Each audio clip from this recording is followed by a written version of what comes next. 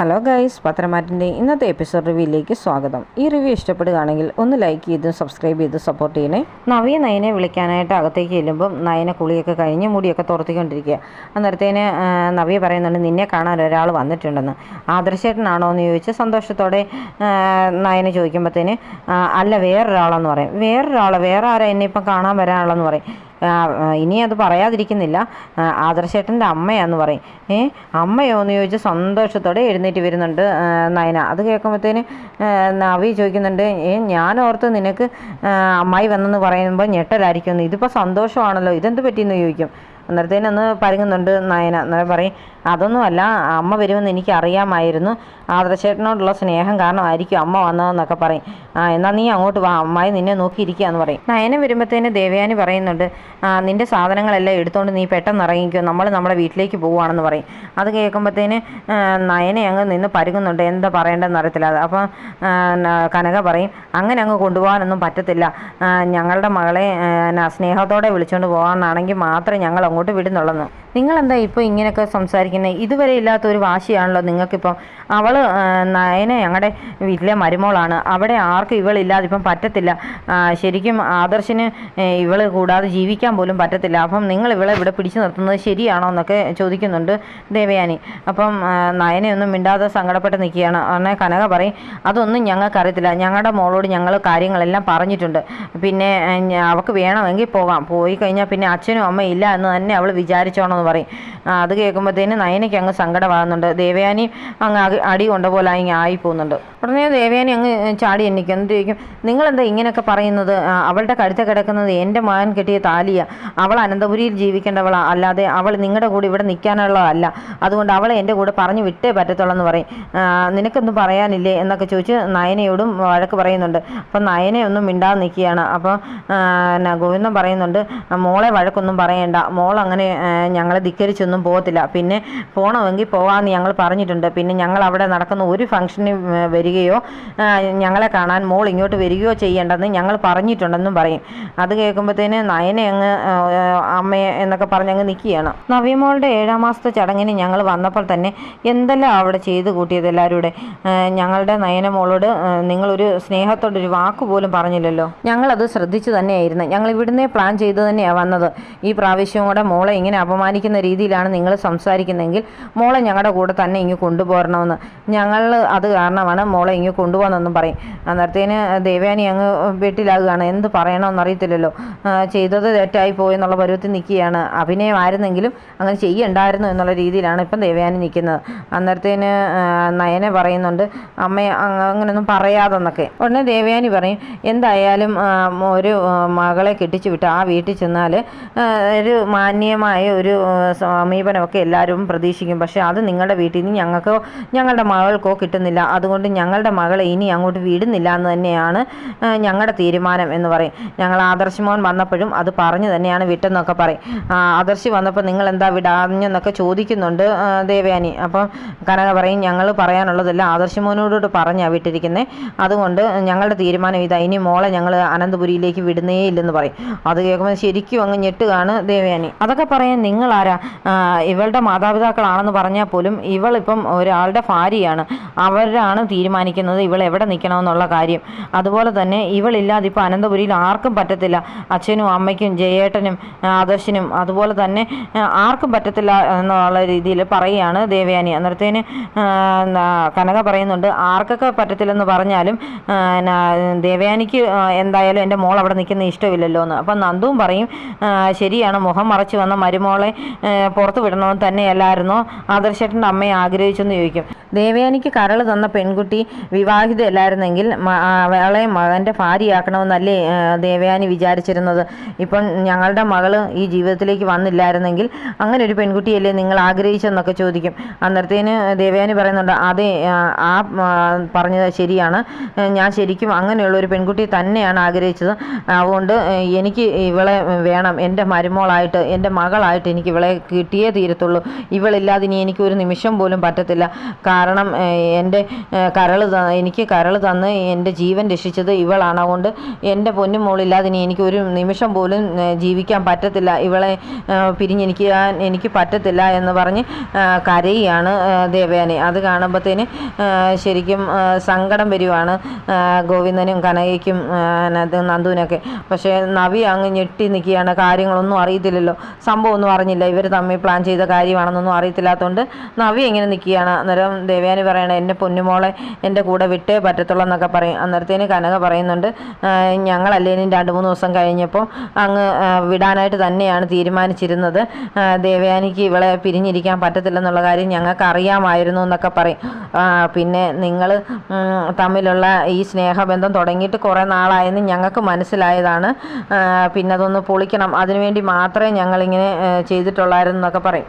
ആദർശമോൻ്റെ കൂടെ മോളെ പറഞ്ഞു വിടാഞ്ഞതിൽ ഞങ്ങൾക്ക് ഒരുപാട് സങ്കടമുണ്ടായിരുന്നു. പക്ഷേ ഇങ്ങനെ നിങ്ങൾ തമ്മിൽ സ്നേഹത്തോടെ കഴിയുന്നത് മറ്റാരെയും അറിയിക്കാതെ, ആദർശിനെ പോലും അറിയിക്കാതെ ജീവിക്കുന്ന കാര്യം അങ്ങനെ വെറുതെ വിടാൻ ഞങ്ങൾ ഉദ്ദേശിച്ചില്ലായിരുന്നു. ഇതൊക്കെ ഞങ്ങൾ നേരത്തെ അറിഞ്ഞതാണ്. പ്രായശ്ചിത്തക്കാവിൽ പോയി നിങ്ങൾ പ്രായശ്ചിത്തം ചെയ്തതും പബ്ലിക്കായിട്ട് നിന്ന് മരുമകളുടെ തലയിൽ മുല്ലപ്പൂ ചൂടിക്കുന്നതൊക്കെ ഞങ്ങൾ കണ്ടതാണ്. പിന്നെ എന്നിട്ട് നിങ്ങളിങ്ങനെ ഒളിച്ചുകളി നടത്തുമ്പോൾ ഇതൊന്ന് പൊളിക്കണമെന്ന് മാത്രമേ ഞങ്ങൾ വിചാരിച്ചിരുന്നുള്ളൂ എന്നൊക്കെ പറയും. അന്നേരം നന്ദും പറയും, ഞങ്ങൾക്കും അത് മാത്രമേ ഉള്ളായിരുന്നു ചേച്ചി എന്നൊക്കെ പറയും. അന്നേരത്തേനും നയന ചോദിക്കുന്നുണ്ട്, മോളെ ഇത് നിൻ്റെ അടവായിരുന്നോ എന്നൊക്കെ, ബുദ്ധി നിൻ്റെ ആയിരുന്നോ എന്നൊക്കെ ചോദിക്കും. ഞാനൊന്നും അല്ല ചേച്ചി, ഇതൊക്കെ അച്ഛനും അമ്മയും മാത്രം തീരുമാനിച്ചതാണ്, ഞാൻ ആ കൂടെ നിന്നു എന്ന് മാത്രമേ ഉള്ളൂ എന്ന് പറയും. അപ്പം നവ്യം ചോദിക്കുന്നുണ്ട്, ആഹാ രണ്ടുപേരും നല്ല സ്നേഹത്തിലായിട്ട് എൻ്റെ മുമ്പിൽ അഭിനയിക്കുകയായിരുന്നല്ലേ എന്നൊക്കെ ചോദിക്കും. എന്നായി നിങ്ങൾ തമ്മിൽ സ്നേഹത്തിലായെന്ന് ചോദിക്കുമ്പോഴത്തേന് നയന പറയുന്നുണ്ട്, ഞാൻ കുറച്ച് നാളായി അമ്മയ്ക്ക് എന്നോട് സ്നേഹമുണ്ടെന്നുള്ള കാര്യം തിരിച്ചറിഞ്ഞിട്ട്, പിന്നെ കഴിഞ്ഞ ദിവസം ഒരു അവാർഡ് കിട്ടിയില്ലേ, അത് അമ്മയുടെ കൂട്ടുകാരി വഴി സെറ്റ് ചെയ്ത് തന്നതായിരുന്നു.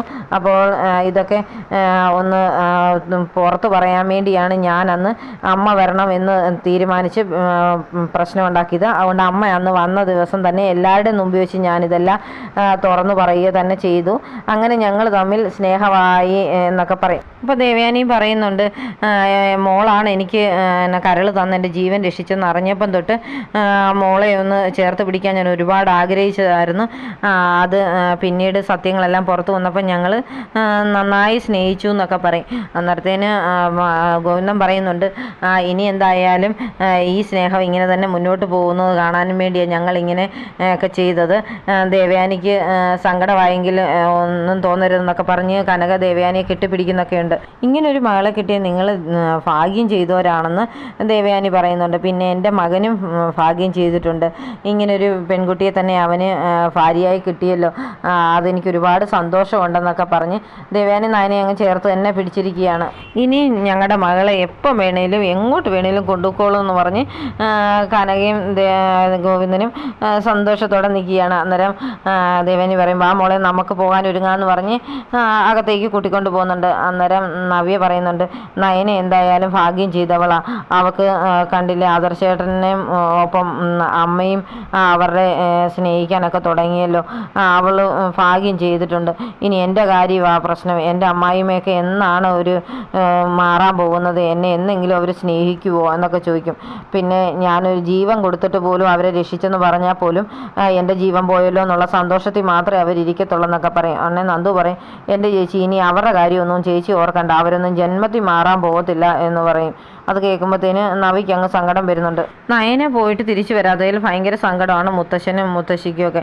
അപ്പോൾ ആദർശനോട് പറയുന്നുണ്ട്, നയനമോൾ സാധാരണ അവിടെ അങ്ങനെ നിൽക്കുന്നൊന്നും അല്ലല്ലോ, അപ്പം ഗോവിന്ദനൊക്കെ അതുപോലെ പറഞ്ഞിട്ടായിരിക്കും, എന്തായാലും അവരെയും തെറ്റ് പറയാനൊന്നും പറ്റത്തില്ല, ദേവയാനി അതുപോലല്ലേ അവരോട് പെരുമാറിയതെന്നൊക്കെ പറയുന്നുണ്ട്. അപ്പം ഞാൻ ചെന്ന് വിളിച്ചതായിരുന്നു മുത്തശ്ശ, അവൾ വന്നില്ല എന്നുള്ള രീതിയിലൊക്കെയാണ് ആദർശ് സംസാരിക്കുന്നത്.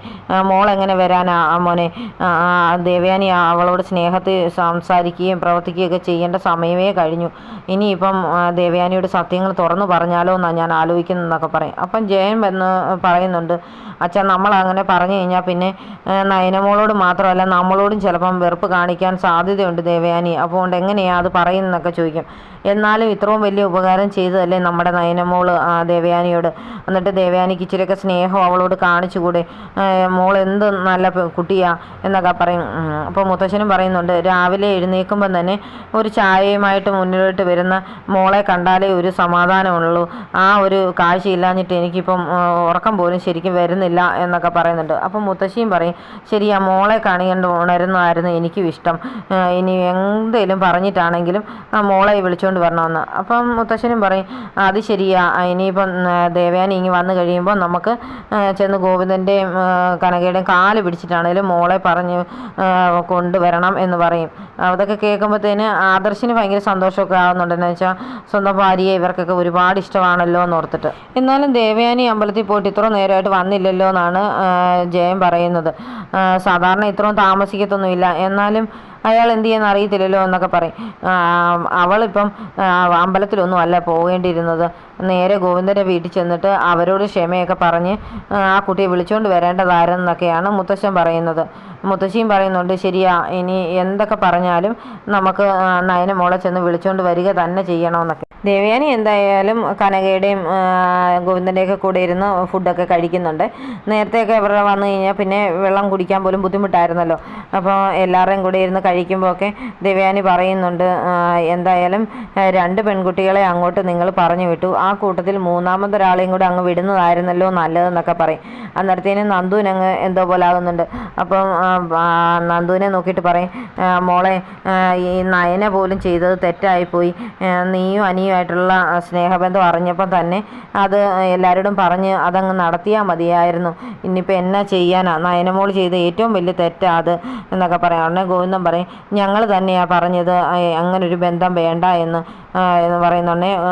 ദേവയാനി പറയുന്നുണ്ട്, അതുകൊണ്ടൊന്നും സാരമില്ലായിരുന്നു. ഇന്നിപ്പോൾ അനാമികയും അനിയും തമ്മിൽ എപ്പോഴും വഴക്കാണ്, അവർ തമ്മിൽ സ്നേഹത്തോടെ കഴിയുന്ന പോലുമില്ല. ഇനിയിപ്പോൾ എന്തായാലും അവരൊന്നിച്ച് പോയല്ലേ പറ്റത്തുള്ളൂ എന്നൊക്കെ കനകയും പറയും. അത് ശരിയാണ്, അതുകൊണ്ട് മോളെ ഇനി നിങ്ങൾ തമ്മിലുള്ള ബന്ധമൊന്നും പാടില്ല കേട്ടോ, എല്ലാവരും തമ്മിൽ സ്നേഹത്തോടെ കഴിയാൻ വേണ്ടി മോൾ ചില വിട്ടുവീഴ്ചയൊക്കെ നടത്തണം. ഇനി വിളിക്കാനോ സംസാരിക്കാനോ ഒന്നും വരണ്ട കേട്ടോ എന്നൊക്കെ പറയും. അന്നേരം നന്ദു അങ്ങനെ മിണ്ടാതിരിക്കുകയാണ്. എന്നിട്ട് നവിയോട് പറയുന്നുണ്ട്, മോളെ ശരീരമൊക്കെ നോക്കണം കേട്ടോ, അനന്തപുരിയിലെ ആദ്യത്തെ കുഞ്ഞ് അമ്മോടെ വയറ്റിൽ കിടക്കുന്നത്, അതുകൊണ്ട് മോള് നന്നായിട്ട് ആഹാരമൊക്കെ കഴിച്ച് നല്ല റെസ്റ്റൊക്കെ എടുക്കണം എന്നൊക്കെ പറയും. ഇനി എന്തായാലും സത്യങ്ങളെല്ലാം പുറത്ത് വന്ന സ്ഥിതിക്ക് എനിക്കിനി മോളുടെ കൂടെ ഇവിടെ വന്ന് മോളെ കാണാനൊക്കെ പറ്റുമല്ലോ, അതുകൊണ്ട് ഇപ്പം സന്തോഷമായി സമാധാനമായി എന്നൊക്കെ പറയുന്നുണ്ട്. അന്നേരത്തേന് ഗോവിന്ദൻ പറയുന്നുണ്ട്, എന്തായാലും ഈ സത്യങ്ങളൊന്നും ആദർശ് അറിഞ്ഞില്ലായിരുന്നല്ലോ, അതുകൊണ്ട് ആദർശ് മോന് ഇതിൻ്റെ പേരിൽ ഒരു പരിഭവമോ ഒക്കെ കാണുമോ എന്നൊക്കെ ചോദിക്കും. അപ്പം നയനയും പറയുന്നുണ്ട്, ആദർശേട്ടൻ വന്ന് വിളിച്ചിട്ട് ഞാൻ അങ്ങോട്ട് വന്നില്ലല്ലോ, അതുകൊണ്ട് ആദർശേട്ടനൊരു ദേഷ്യം ഉണ്ടെന്നാണ് എനിക്ക് തോന്നുന്നത്, പിണക്കമാണെന്ന് തോന്നുന്നൊക്കെ പറയുമ്പോഴത്തേന് ദേവയാനി പറയുന്നുണ്ട്, അതെന്തായാലും ഉണ്ടാകാതിരിക്കുമോ മോളെ, അതിന് മാറാൻ എന്തായാലും കുറച്ചൊക്കെ സമയം എടുക്കുമായിരിക്കും എന്ന് പറയും. അത് കേൾക്കുമ്പോഴത്തേന് നയനയ്ക്ക് അങ്ങ് സങ്കടം വരുന്നുണ്ട്. ഇങ്ങനെ സങ്കടപ്പെട്ടിരിക്കുന്ന നയനയുടെ മുഖം കാണിച്ചുകൊണ്ടാണ് ഇന്നത്തെ എപ്പിസോഡ് അവസാനിക്കുന്നത്.